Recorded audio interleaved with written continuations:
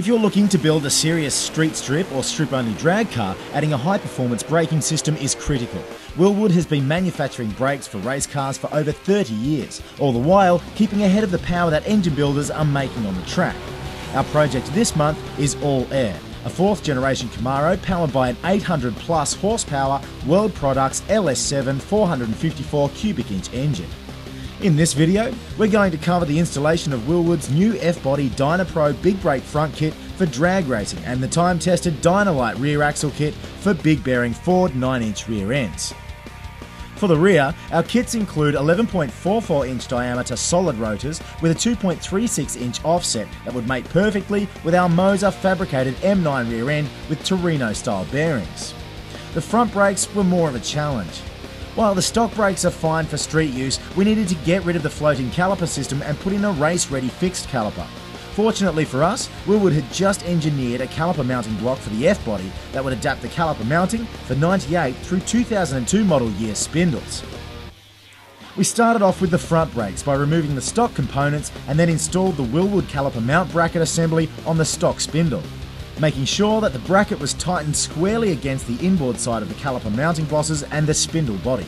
Next up was attaching the rotor hat to the rotor. Making sure that the larger inside diameter of the rotor is facing away from the hat, we assembled the components together, torquing them in a crisscross pattern. The rotor assembly was then installed on the hub. BJ loaded the calipers with the supplied brake pads and installed the front calipers on the mounting block.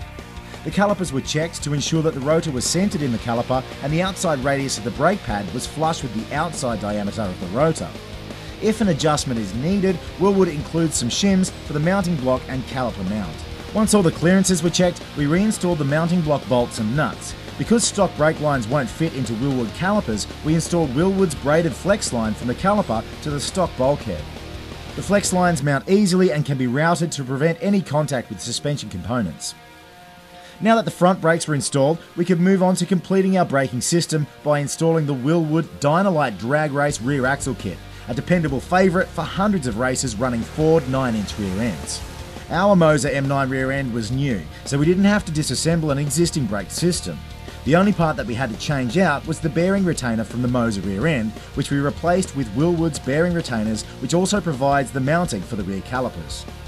Just as we did with the front brake rotors, we attached the rotor to the rotor hat, making sure that the rotor hat was facing the flat side of the rotor, and secured the bolts with the safety wire. We loaded up our calipers with Wilwood's premium brake pads and mounted the calipers over the rotors and onto the caliper mounting bracket, making sure that the bleed screws were pointing up. After checking the rotor alignment in the calipers, we applied thread locker to the caliper mounting bolts and torqued them to 30 foot-pounds and used safety wire to secure them. Attaching the braided flex lines wrapped up this part of the installation. All that was left was to bleed the brakes once our drivetrain was installed in the project car and the brake lines custom fabricated to the chassis. Thanks to Wilwood, Project All Air now has a set of serious drag brakes to match her 800 horsepower naturally aspirated engine.